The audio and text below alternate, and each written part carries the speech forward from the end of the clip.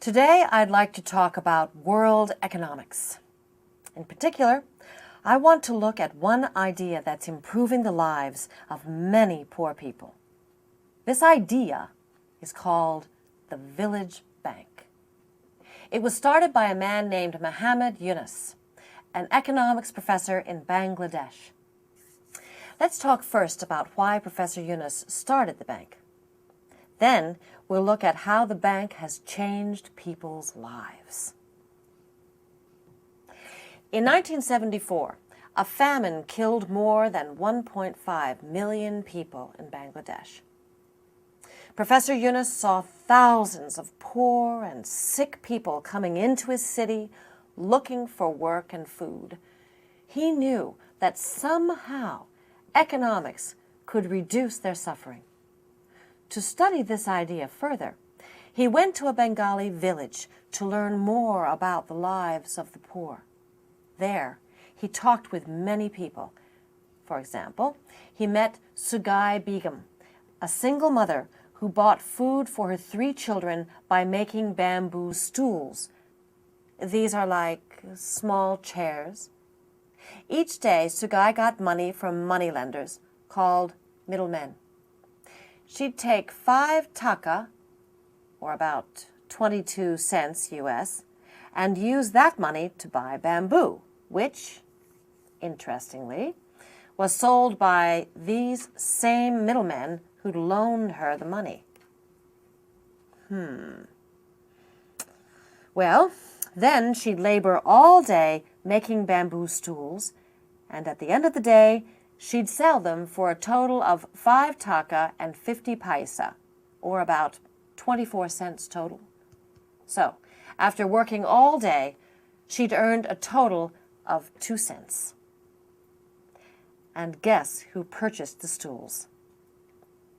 Right, those same middlemen.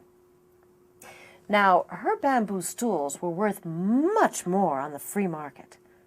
But the middlemen were the only people who'd lend her money. They controlled the market. So, as you can see, there was an economic problem here. Well, 𝐄𝐍𝐆𝐋𝐃 wasn't alone. Professor Yunus talked to other villagers and learned that many were just like her in this same strange business relationship with the middlemen. So, Professor Yunus loaned each of these people the money they needed, about 62 US cents per person.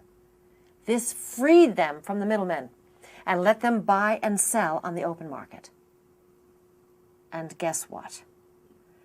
All of them were able to pay Professor Yunus back. So, Professor Yunus had found a new way to fight poverty with microcredit. M-I-C-R-O.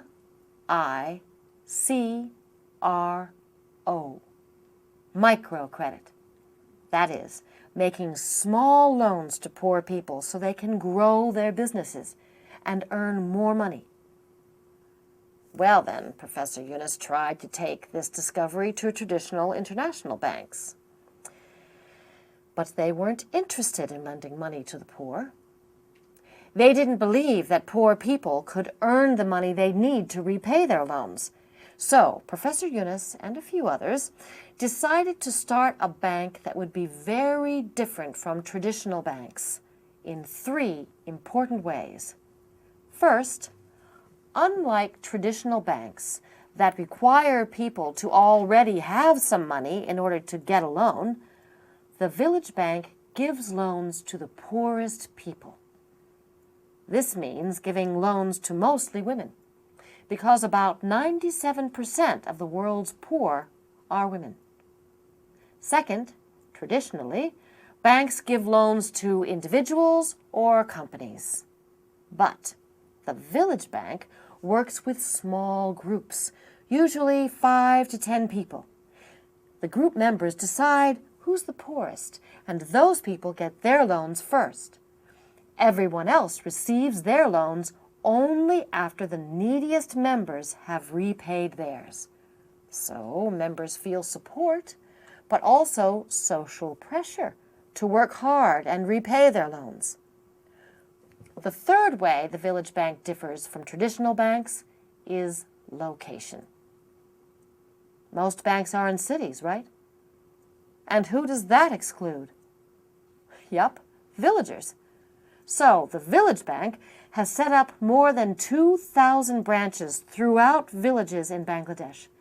And each branch has what are called bicycle managers. Why? Because they go by bicycle to borrowers' houses, where they discuss how business is going and give advice.